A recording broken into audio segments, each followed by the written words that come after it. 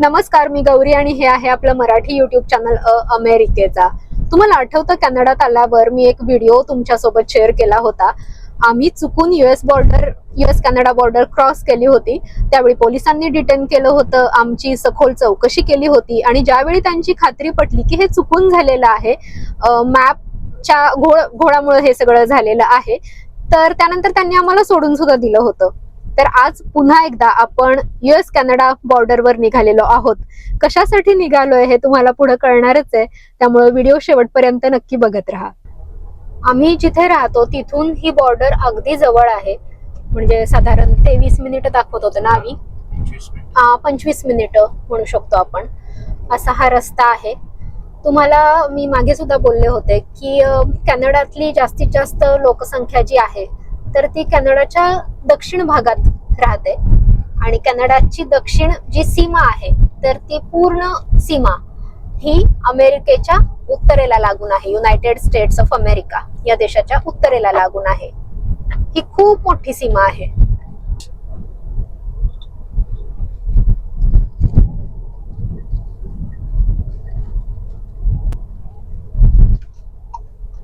आता इथं आपल्याला एक एक्झिट घ्यायची आहे, जी की लास्ट एक्झिट आहे आणि जी बॉर्डरच्या पलीकडं म्हणजे जायचं नसेल आपल्याला तर तो रस्ता आहे. हे बीच रोड ही जी एक्झिट आहे ही आता आपण घेतोय, म्हणजे आपण कॅनडातच राहू. पण स्टील आपण आज बॉर्डर क्रॉस करणार आहे. कशी ते तुम्हाला मी दाखवणार आहे. 4 वेळा मॅप बघत बघत आम्ही आलोय बरोबर असं मला वाटतंय. एक पार्किंग समोर दिसत असेल तुम्हाला. Yes, perfect. आपण आता इथे आपली गाडी पार्क केलेली आहे आणि आलेलो आहोत एका पार्क मध्ये. तर हे असं जगातलं एक युनिक पार्क आहे जे 2 देशांच्या आंतरराष्ट्रीय सीमेवर आहे आणि जिथे तुम्हाला कोणत्याही विजा शिवाय ती बॉर्डर क्रॉस करता येते. एका देशातून दुसऱ्या देशात म्हणजेच कॅनडातून US मध्ये सहज जाता येतं. पण पार्कमधल्या पार्कमध्ये तुम्हाला दाखवते पुढं की कसं काय हे पार्क आहे, काय इथले नियम आहेत आणि बघूयात आपण. आमची पण पहिलीच वेळ आहे हे सगळं एक्सप्लोअर करण्याची. घरातून आम्ही जेवून निघालोय तरी पण आम्ही कार्ट घेतलेली आहे, बसण्यासाठी चेअर वगैरे घेतलेल्या आहेत. पिकनिकसाठी प्रॉपर नसलो आलो, पार्क एक्सप्लोअर करण्यासाठी आलो असलो तरी सुद्धा थोडा वेळ बसूयात आपण. बघूयात काय सुंदर पिकनिक एरिया इथं. वाव, एक्झॅक्टली आपण बॉर्डरवर आता बरोबर US आणि कॅनडाच्या बॉर्डरवर आहोत आता आम्ही. कारण हे पार्क जे आहे ते त्या बाजूनं सुद्धा आहे. म्हणजे हे ब्लेन नाव दिसतंय ना, तर ती ब्लेन सिटी आहे वॉशिंग्टन राज्यातली. आपण आता आहोत इकडच्या बाजूनं, बरोबर दक्षिण सरेमध्ये. आणि ब्लेन मध्ये तिकडून एक पार्क आहे ज्याला peace arch historical state park म्हटलंय आणि कॅनडाच्या बाजूने या पार्कचं नाव आहे पीस आर्च प्रोव्हिन्शियल पार्क. कारण इकडे प्रोव्हिन्सेस असतात, तिकडे स्टेट म्हणून. चला आता जरा फिरूया या पार्क मध्ये, काय काय आहे बघूया. ह्या ज्या रस्त्यावर तुम्हाला सगळ्या गाड्या दिसतात तर या आता कॅनडातून US ला निघालेल्या आहेत. कस्टम ऑफिस आहे पुढे तिथे, तर ते कस्टम क्लिअर करून सगळ्या गाड्या तिकडे पुढे जाणार US मध्ये. इथं शेल्टर आहे, हे समोरचे शेल्टर दिसतंय. मी तर असं ऐकलंय की इथं कोविड मध्ये लग्न सुद्धा झालेली आहेत, कारण त्यावेळी इंटरनॅशनल ट्रॅव्हल बॅन होतं, विमानं बंद होती. तर US मधले तुमचे नातेवाईक मित्रमंडळी या पार्कमध्ये इकडे येऊ शकतात. इकडून तुम्ही तिकडे जाऊ शकता आणि इथं तुम्ही एकत्र भेटू शकता. तुमचे कुठले समारंभ असतात ते सुद्धा करू शकता आणि खूप जण तसे करतात सुद्धा. छोटी पार्टी असेल, पिकनिक असेल. किती सुंदर दिसतीये ना ही बिल्डिंग, छोटीशी आणि जुनं आहे हे खूप. 1921 पासून इथं हे आहे. एक आपण आता इथे कमान बघणार आहोत ज्याच्या वरून या पार्कचं नाव पीस आर्च प्रोव्हिन्शियल पार्क आहे. तर ती कमान महत्वाची आहे.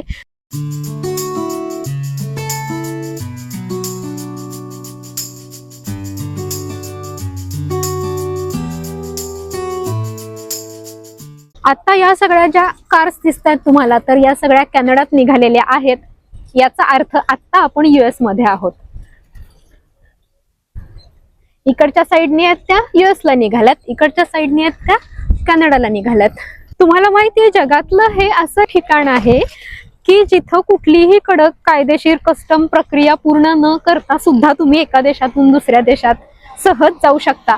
आणि आता आपण आलेलो आहोत त्या कमानीच्या समोर, ज्याला पीस आर्च असं म्हटलं जातं. या दोन्ही देशातील शांततेचं, बंधुभावाचं, एकात्मतेचं हे प्रतीक आहे. ती समोरची आर्च बघण्याच्या नादात माझं इकडे लक्ष गेलं नाही आणि ते आत्ता लक्ष गेलंय. काय सुंदर झेंडा तयार केलाय त्यांनी, या फुलझाडांनी कॅनडाचा झेंडा तयार केलेला आहे इथं. कसलं छान वाटतंय हे, खूप सुंदर.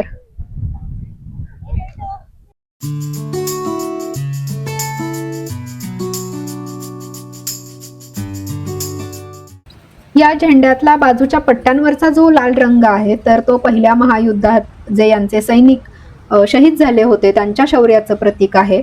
मधला जो पांढरा रंग आहे तर तो इथल्या बर्फाचं आणि शांततेचं प्रतीक आहे, शांतताप्रिय कॅनडाचं.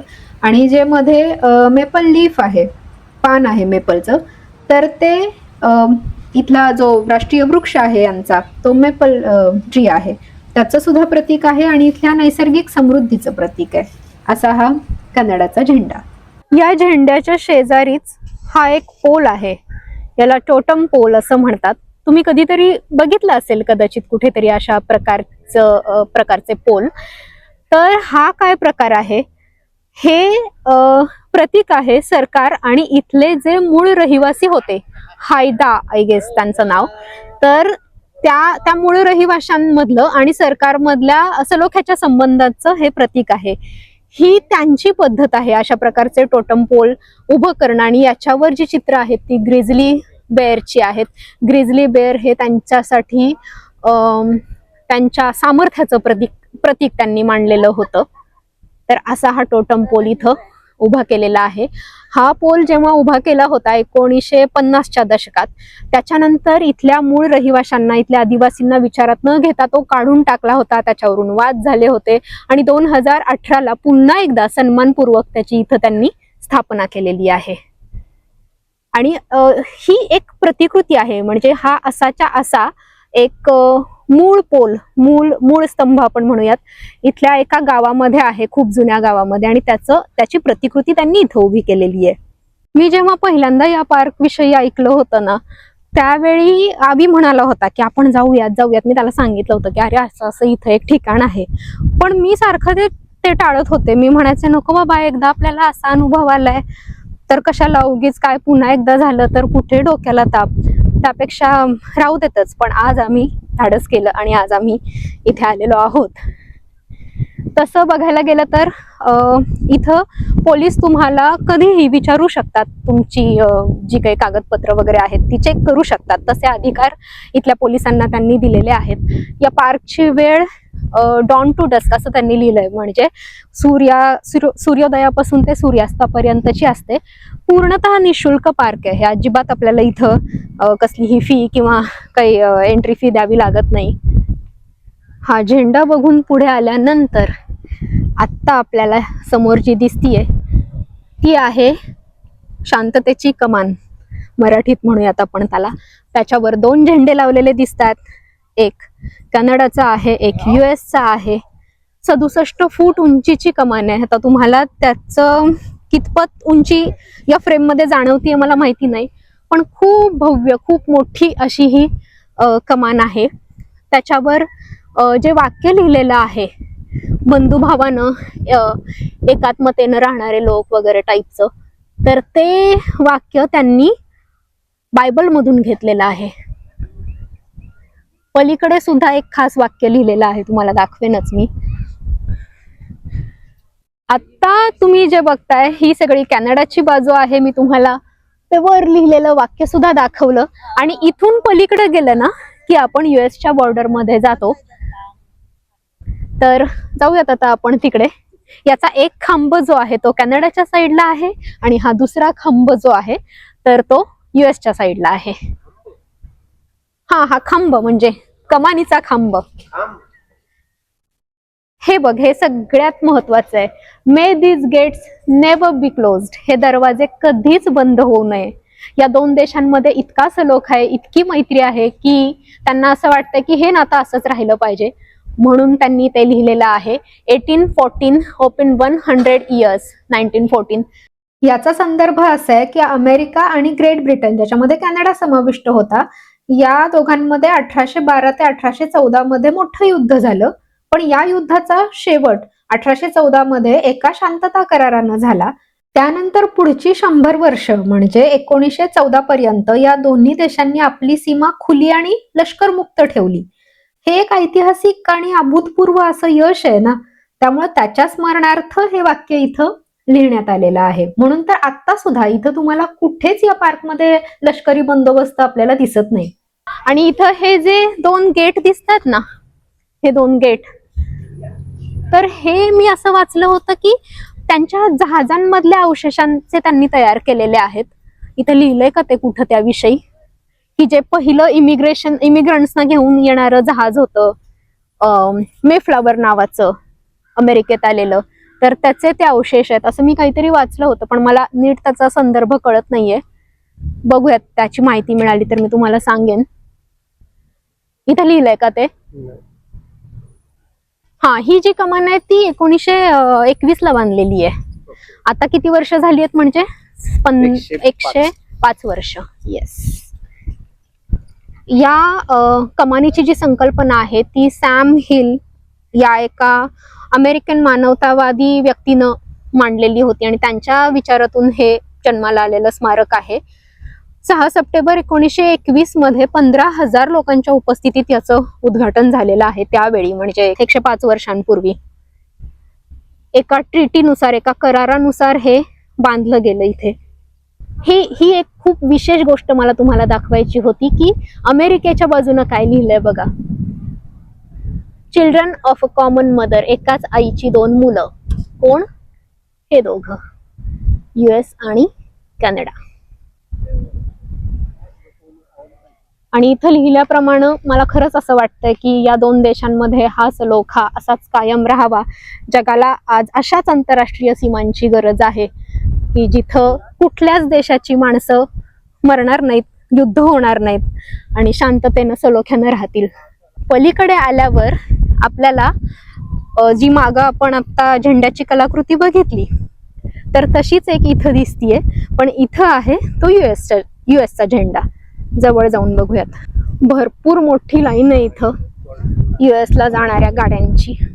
माणसं विकेंडला सहज जाऊ शकतात कारण खूप जवळ सीमारेषा असल्यामुळं एका म्हणजे कॅनडातून US मध्ये जाणं किंवा US मधून कॅनडामध्ये येणं हे खूप सहज शक्य असणारी गोष्ट आहे.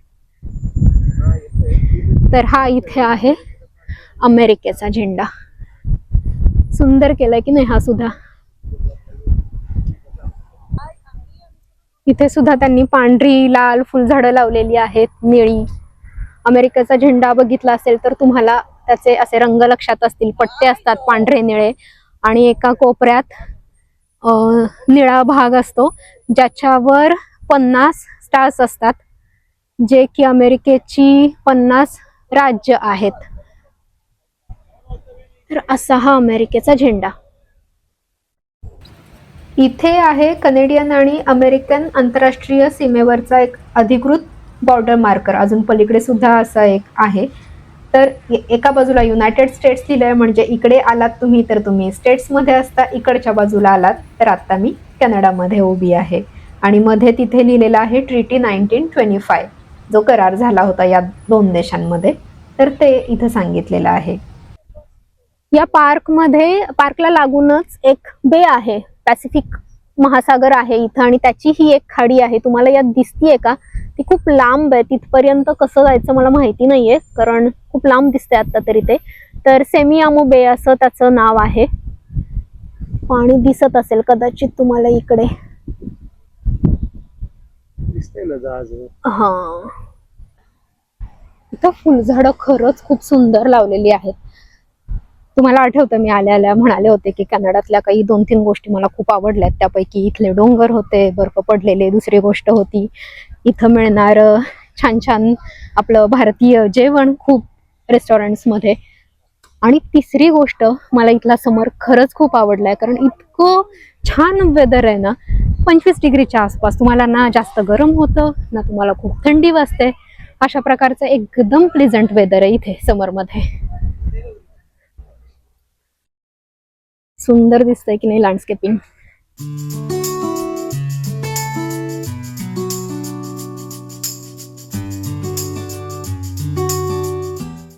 इथे एक छोटासा ब्रिज सारखा आहे.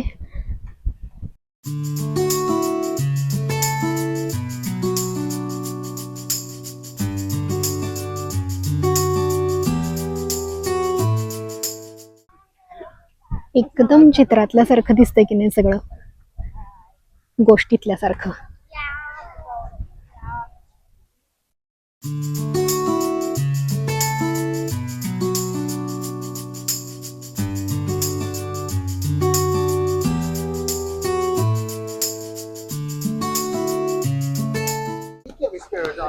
तुम्ही आपल्या पाळीव प्राण्यांना सुद्धा इथे घेऊन येऊ शकता. फक्त अट एवढीच की त्यांना पट्ट्यानं बांधून ठेवलं पाहिजे, मोकळं नाही सोडायचंय. पुन्हा एकदा एक फ्लावर बेड तिकडे सुद्धा. इथे काय आहे? वाटलेलं तळ आहे, विशेष काही नाही. मला वाटलं तो एक माणूस बघत उभा राहिलाय, काहीतरी सुंदर गोष्ट आहे, पण नाही. हा, इथे मेन तो बोर्ड आहे, पीसार्च पार्क, ब्रिटिश कोलंबिया.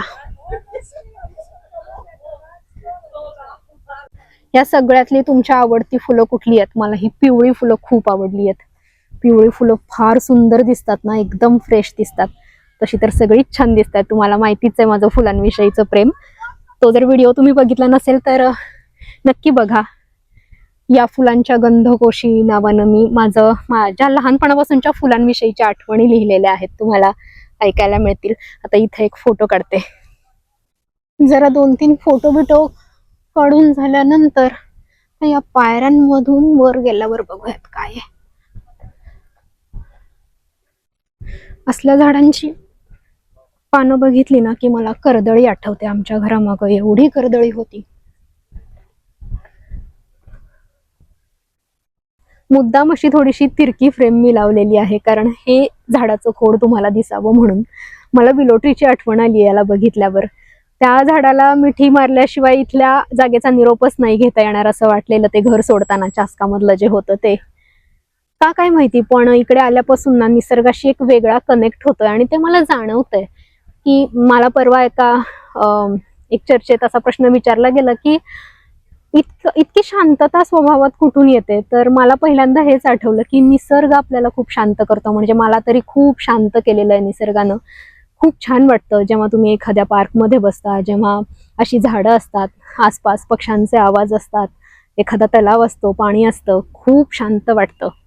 सगळे डोक्यातले विचार त्या क्षणासाठी विसरून जातो आपण. आता मला तसं वाटतंय. इथली या झाडाखालची ही शांतता अनुभवल्यानंतर मला आता असं वाटतं की आवी आणि बिल्व कुठेतरी बसलेले आहेत. जशा तिकडून वर यायला पायऱ्या होत्या, तशाच इथून खाली जाण्यासाठी पायऱ्या आहेत. चला त्यांच्याकडे जाऊयात.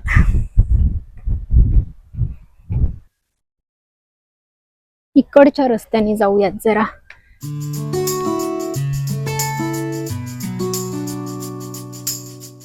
केवढी मोठी पानं आहेत ही झाडाची, बापरे.